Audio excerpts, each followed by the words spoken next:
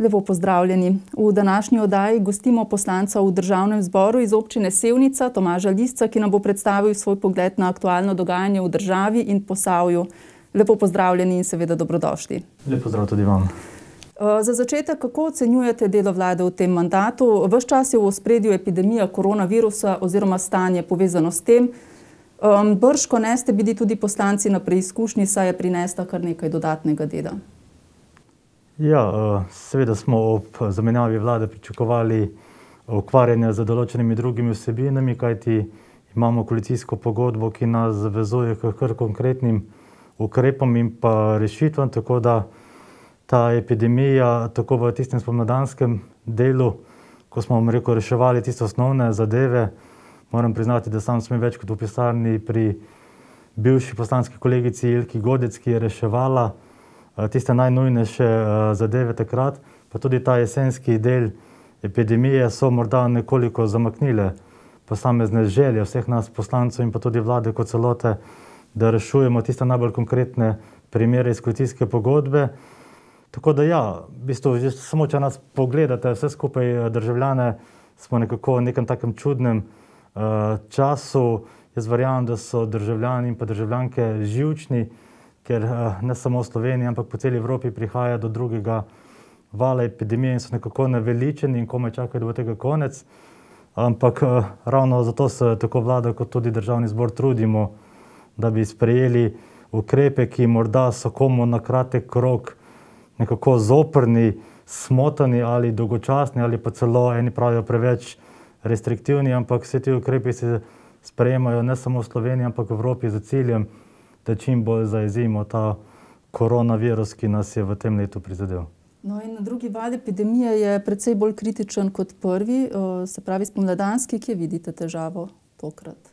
Zakaj? Ja, danes pred samo sejo smo se dobili na seji poslanske skupine tudi poslanci naše stranke skupaj z predsednikom stranke in tudi mi smo ga spraševali, kaj narediti, da se te negativne številke, tako glede števila obolelih, kot tudi nažalost glede števila mrtvih, nekako umirijo oziroma gremo v obratni trend. Pa je rekel, da je to v bistvu vprašanje, ki si ga zastavljajo vsi ministri vlad znotraj Evrope, vsi zdravstveni, gospodarski in pa drugi ministri, ki so v prvih tako imenovanih bojnih vrstah. In nobeden nima pravega odgovora, zakaj kljub delnemu večjemu znanju po tem prvem valu prihaja do rekordnih številk, mislim, da v vseh evropskih državah pri tem drugem valu, kljub temu, da so določeni ukrepi bolj rigorozni kot v prvem planu. Očitno je zdravstvena stroka tista, ki bo nažalost po koncu, jaz upam, da drugega vala in ne pri tretjem valu, ugotovila, kaj naj naredi zdravstvena stroka s pomočjo vseh ostalih segmentov znotraj družbe, da dobimo vsaj odgovor za nazaj, kje so bile morda tudi napake, predvsem pa zakaj nas je ta drugi val še tako bolj brutalno prizadel znotraj evropskega polja, ker je zanimivo, da po prvem valu se je marsikdo spraševal oziroma ugibal, da bo v drugem valu Afrika tista celina, ki bo bolj izpostavljena predvsem zaradi svoje zdravstvene slike za koronavirus, ampak ugotavljamo, da poleg določenih večjih drugih držav je ravno Evropa tisti center, ki najbolj boleha za to zahrbtno epidemijo. In prav vse države mislim, da so rdeče pravzaprav zdaj. Ja, v bistvu cela Evropa je rdeča, tu pa tam je še kakšna regija, predvsem tukaj prednjači Finska, ki saj tako ugotavljajo določeni strokovnjaki zaradi svoje zelo redke poseljenosti ima veliko prednost, sploh recimo ne vem kakšnimi večjimi mesti, da je manj druženja med ljudmi. Ostale države, pa tudi tiste, ki so se v prvem valu nekako izognili, tudi Slovenija, če želite, ali pa Švedska, ki jo nekateri omenjajo kot nek pozitiven primer, dosegajo sedaj rekordne številke na vseh področjih, tako glede obolelih, kot tudi nažalost glede smrti. No in če se vrneva v Slovenijo, je na veliki preizkušnji zdravstvo, kar se zdaj bistveno bolj opazi kot prej, ko ni bilo epidemije. Ja, nažalost se dogaja to, kar nekateri opozarjamo že dolgo časa. Jaz se sam spomnim razprave, ko sem bil še strokovni sodelavec leta 2008, mislim, da je bilo, ko je tedanja prva Janševa vlada hotela ustanoviti fakulteto za medicino v Mariboru. In je bil nek zanimiv paradoks, da je ena zelo glasna tedanja opozicijska poslanka, ki prihaja iz Maribora, kričala, kako Maribor ne potrebuje medicinske fakultete, potem pa so jo spomnili, da naj malo le razmisli, da deluje proti ne samo zdravstveni stroki, ampak proti svojemu okolju. Ja, nažalost se v Sloveniji dogaja vse to, kar predvsem samo zdravstvena stroka, ne samo določen del politike ugotavlja. Da tako na primarni ravni, ki nekako še deluje, ampak tukaj moramo se tudi zahvaliti predvsem mnogim slovenskim županom, ki spodbujajo in nekako zelo dobro sodelujejo z zdravstveni domovi, da predvsem sekundarna in pa terciarna raven sedaj doživlja vse tiste prostorske, predvsem pa kadrovske izzive, na katere določene vlade v preteklosti niso znale ali pa morda niso hotele najti pravega odgovora. Poslanec ste že tretji mandat, dobro poznate delo, dobro poznate prioritete. Menite, da smo zaradi epidemije postavili kakšne pomembne zadeve na stranski tir?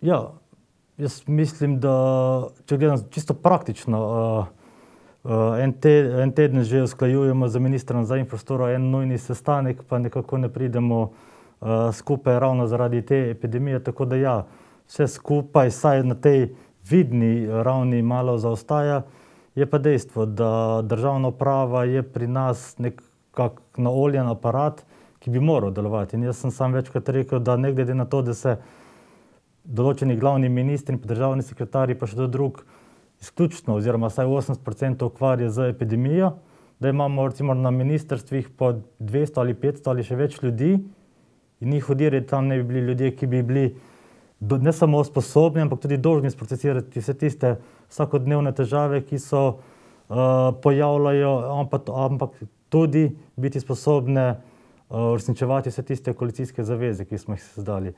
Tako da jaz moram tukaj reči, da je predvsem od vsakega ministra odvisno, zdaj bom rekel malo po domače, ali je dovolj trden, pa dovolj strog do svojih podarjenih na ministrstvih, da točno ve, kaj želi zahtevati in tudi kdaj in kakšne rešitve pričakuje od svojih zaposlenih. In tukaj moram priznati, da če gledam samo iz svojega področja, sem v preteklih 2 letih postavil 150 poslanskih vprašanj in šele sedaj dobivam, ko lahko osebno ali preko različnih sporočil ali pa na 4 oči posamezne ministre pocukam za rokav in rečem, poglej minister, tole je problem, skušaj ga rešiti. Ravno danes sem govoril z ministrem Vrtovcem, preko SMS sporočil smo si dopisovala. Ena zelo banalna zadeva, ki se tiče avtošol v Sloveniji stoji, ker uradniki na ministrstvu nekako nimajo volje to rešiti in jaz upam, da se bo ta zadeva ne samo, ki ima vsaj 2-3 dobre zadeve tudi za Posavje, tudi za ostale občine v doglednem času rešila. Tako da ja, nismo v 5. prestavi, kot bi lahko bili, smo pa tam nekje na štartu 4. prestave. Torej, večina, koliko deluje, je pa res, da smo očitno slovenski narod nekako tako izpopolnjeni, da ko je nekdo reče, da ni vse idealno, tako je malo sami zabremzamo, namesto da bi našli rešitve in dali sami v višjo prestavo. Kakšno pa je sicer stanje v koaliciji? Deluje sicer dokaj trdno, so se pojavljale težave znotraj nekaterih koalicijskih strank. Bile so recimo težave pri nabavi zaščitne opreme pa respiratorjev. Ja, zdaj, kar se tiče teh problemov za zaščitno opremo, to mislim, da so bile vse posod podobne težave, le da pri nas beremo samo o slovenskih primerih in ja, in tukaj jaz ne trdim, da je bilo vse idealno, niti da je bilo optimalno. Verjetno je tu pa tam kak posameznik oziroma kakšna pravna oseba želela rešiti svoj vrtiček. Kar se pa tiče delovanja koalicije na splošno v tem mandatu, seveda gre za koalicijo 4 strank, kar je seveda bolj naporno, kot recimo, če vlada sama ali pa morda samo s pomočjo ene stranke, ampak glede na to, da gre za večino poslancev, s katerimi se poznamo že od prej in s katerimi tudi, ne glede na to, da smo bili določeni poslanci tedaj v opoziciji, drugi pa del koalicije, ni prihajalo do nekih osebnih zamer, tako da jaz sem sam kot namestnik vodje poslanske skupine SDS prisoten na marsikaterem koalicijskem usklajevanju in moram reči, da prihaja do zelo vsebinskih razprav, nikoli do teh razprav mi v tej stranki želimo to, vi nam nagajate in tega ne bi sprejeli kakorkoli drugačega. Tako da jaz moram reči, da tako na vsebinski ravni, kot tudi na tej osebni ravni vsi poslanci koalicije, vsaj tisti, ki smo morda malo bolj izpostavljeni, zelo dobro sodelujemo in tudi tisti morda malo bolj tihi poslanci, ki so iz določenih strank, ki morda niso tako medijsko izpostavljeni, če z njimi govorim na hodnikih Državnega zbora, ne vidijo nobenega problema pri delovanju te koalicije. Še več, ravno zadnjič mi je eden poslanec SMC-ja rekel, da ne verjame, da niti v vladi Mira Cerarja, niti v vladi Marjana Šarca ni toliko dosegel za svoj volilni okraj, kot je dosegel v teh 8-9 mesecih pod vladavino te vlade. Na katerih področjih ste v tem mandatu najbolj dejavni? Ja, v bistvu že, ko sem prišel v Državni zbor, sem imel željo sodelovati v 3 odborih. To je bilo odbor za izobraževanje, kjer sem se skozi član in pa član odbora za kmetijstvo. Nekako, nažalost, zaradi bivših županov ne pridem v odbor za infrastrukturo, ampak tukaj ne vidim problema, tako da ja, izobraževanje in kmetijstvo sta tista 2 odbora, kjer lahko rečem, da čeprav ni prihajam iz teh 2 strok, da glede na to, koliko časa sem v teh 2 odborih, da sem prvič dobro videl, kje so problemi v teh in da tedaj, ko imamo možnost, torej predvsem takrat, ko smo v vladnih strankah, te zadeve rešujemo, tako da jaz moram reči, da predvsem minister Podgoršek, pa tudi z bivšo ministrico gospod Pivčevo ni bilo nobenega problema, smo bili lahko tedensko v kontaktu, če bi bilo treba, smo si prek SMS-a poslali kakšno sporočilo ali pa se na 4 oči dobilo, ni bilo nobenega problema. Tudi ministrica Simona Kustec pa je dokaj operativna, odgovarja na elektronsko pošto, tako da, kot rečeno, vse tista vprašanja, ki so se vsaj pri meni osebno nabrala tekom ne samo prvega dela tega mandata, pa tudi iz preteklih mandatov, se rešujejo. Tako da mislim, da je zelo dobro, če ima poslanec, ne glede na to, ali prihaja iz koalicije ali pa opozicije, en tak korekten in pa konkreten predlog in ga potem ministri lažje slišijo. Potem so pa odvisno. Recimo, jaz moram reči, da če ste morda spremljali 5 let, sem se boril skupaj predvsem z direktorico zdravstvenega doma Sevnica, da bi v Sevnico dobili tako imenovani satelitski urgentni center. Moram reči, minister Gantar v 3 mesecih po 2 pogovorih je rekel, Tomaž, ni problema, v Sevnici bo se dobili satelitski urgentni center. Je pa res, da ga ne bo se dobili samo vi, ampak še določene druge občine. Sem rekel, mene za ostale ne zanima, sem vesel, da je tudi možnost, da drugi dobijo, ampak mene primarno zanima Sevnica. In je rekel, ni problema, najprej gremo to sprejeti na deklarativni ravni, izvajajo pa se že aktivnosti, da se tudi dejansko čim bolj približamo temu, kar piše v pravilniku glede uspešnega delovanja satelitskih urgentnih centrov.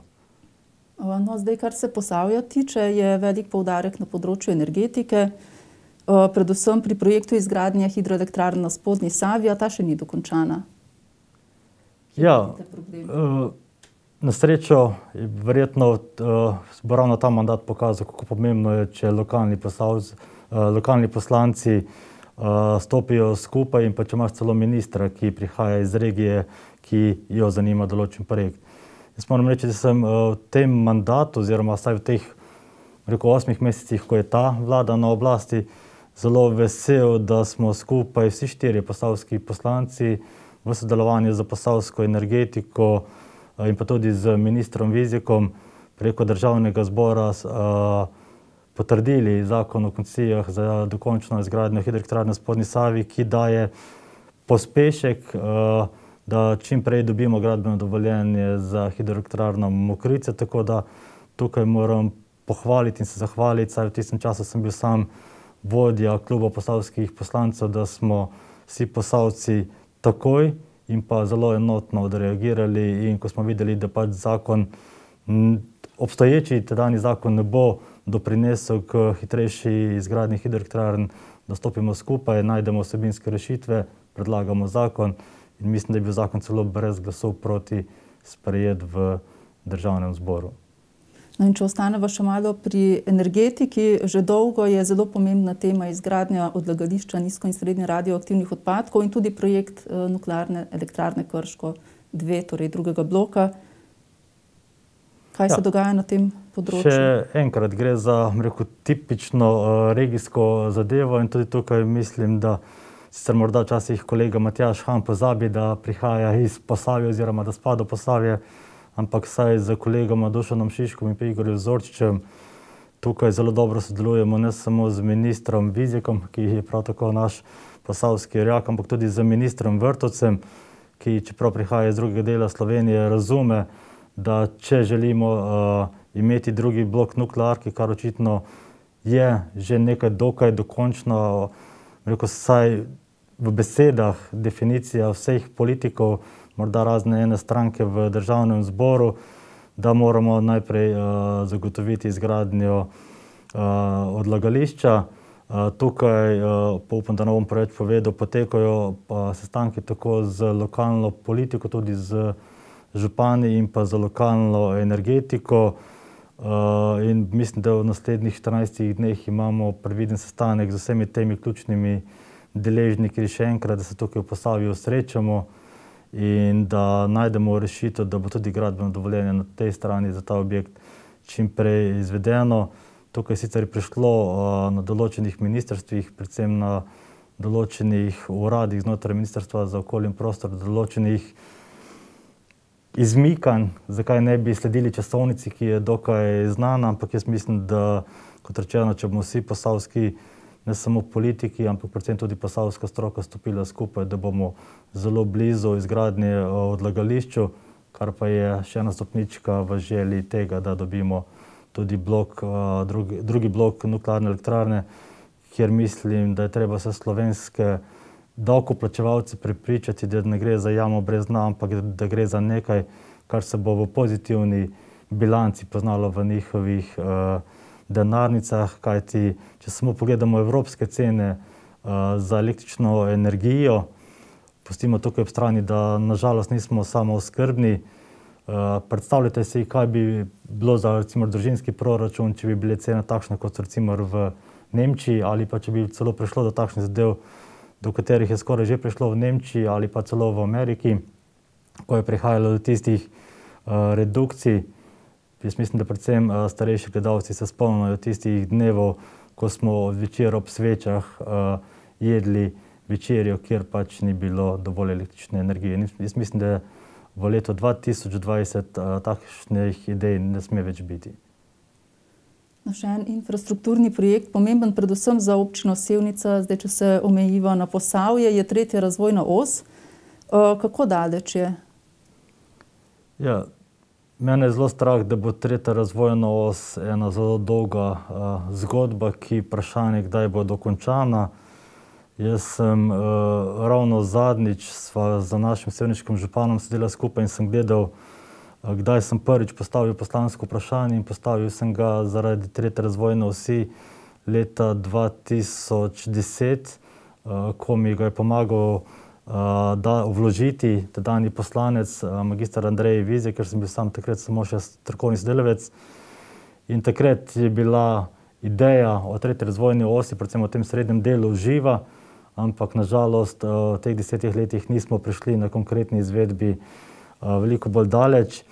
Je pa dejstvo, da se čedalje bolj kaže, da morda moja premalo optimistična, so takrat rekli, ideja, da se ne smemo zanašati na 3. razvojno os, ko sem enkrat, mislim, da leta 2014 ali leta 2015 na občinskem svetu rekel, da nas ne sme zanimati 3. razvojna os, ker, sedaj bom grdo rekel, gre le za dvopasovnica, ampak da nas mora morda zanimati hitrejša, cenejša in pa bolj učinkovita modernizacija ceste Trebnje-Sevnica in tukaj se določene stvari dogajajo. Imamo v Trebnjem zadevo rešeno. Po intervencijah, tudi morda malo moje strani, predvsem pa strani županov tistih občin in pa poslanskega kolega Blaža Polina, bo v letu 2021 izgrajena tako imenovana Mirnska obvoznica. dogajajo se zadeve okoli oziroma okrog Mokronoga. In tudi v občini Sevnici imamo željo, da se pridružimo tej etapi, zato je, mislim, da letos maja že potekal sestanek ravno na mojo pobudo in pobudo našega župana Srečka Ocvirka, vseh županov na tej trasi, da skušamo prodreti s to idejo na ustrezno ministrstvo in pa na direkcijo za infrastrukturo. In tedanji sestanek je bil zelo uspešen in ravno čakava z kolegom Blažem Pavlinom datum, kdaj nas bo lahko sprejel minister za infrastrukturo, da gremo v tej ideji bliže k izvedbi.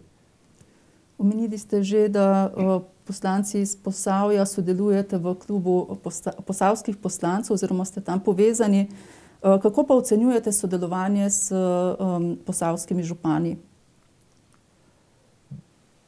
Ja, jaz mislim, da je ne samo zelo dobro in zelo korektno, jaz mislim, da včasih se morda posavski župani premalo zavedajo, ne glede na to, kdo je v koaliciji, kdo je v opoziciji, da morda, če eden potrka na kakšno ministrstvo ali če dva skupaj z kakšnim županom potrkamo na kakšno ministrstvo, da je morda določen problem lažje rešljiv. Tako da jaz osebno zelo dobro sodelujem z vsemi posavskimi župani, ne glede na politično pripadnost. Moram priznati, da sam se večkrat v družbi malo pošalim, pa ne zato, da bi jaz rad bil vsakokrat v koaliciji, ampak moram reči, da v teh 8 ali 9 mesecih še nikoli nisem imel tako intenzivnih pogovorov z svojim lastnim sevniškim županom, ko ne samo na tedenski bazi, včasih celo na dnevni bazi se večkrat slišimo in rešujemo posamezne probleme na posameznih ministrstvih. Pa naj si gre za večje infrastrukturne projekte ali cestne projekte, včasih tudi za kakšno takšno zadevo, kjer na kakšnem ministrstvu zadeva stoji že par let, pa je morda le treba dobiti tega uradnika na kakšnem ministrstvu, ga zapocukati za rokav in reči, to je tvoja naloga, prosim, da jo narediš, ker nisi plačan za to, da tam sediš, ampak si plačan za to, da rešuješ probleme tudi občanov in pa občank naše občine.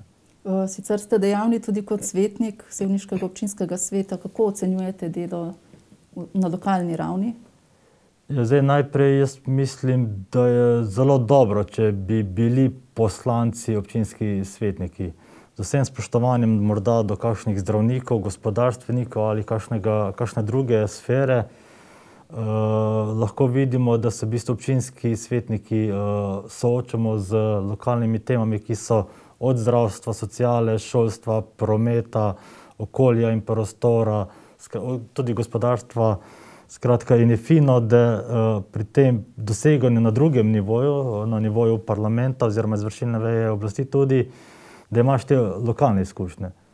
Jaz si ne predstavljam, kako pa naj mi kakšen ljubljanski poslanec ne zameri. Nekdo, ki izhaja iz Ljubljane, nima takšnega pogleda, v bistvu, kaj se dogaja na terenu, kot ga imamo mi, ki prihajamo recimo iz Posavja, ki prihajamo iz občin od tistih manjših treh, pa do tistih treh morda oziroma kar dokaj velikih občin. In se mi zdi, da je zelo potrebno prinesti, odkar ni več županov v parlamentu, to lokalno sfero v parlament. Kajti veliko lažje jaz razpravljam o določenih temah. Naprimer, 2 dni nazaj smo imeli koalicijsko usklajevanje glede zakona o finančnem razbremenitvi občin.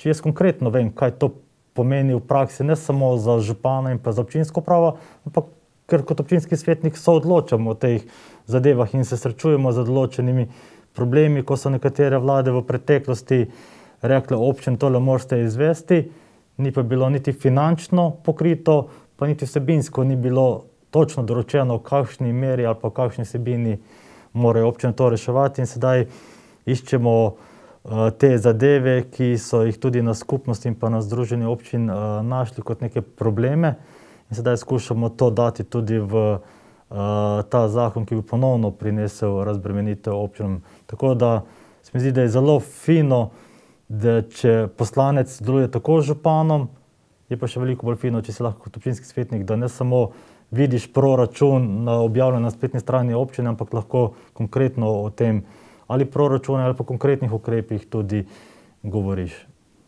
Tako in s to mislijo oziroma s tem zaključujemo tudi današnjo oddajo. Gospod Lisec, hvala za obisk v studiu in za pogovor. Hvala tudi vam za povabilo. Vam, spoštovani gledalci, cenjene gledalke, pa hvala za pozornost in nasvidenje do prihodnjič.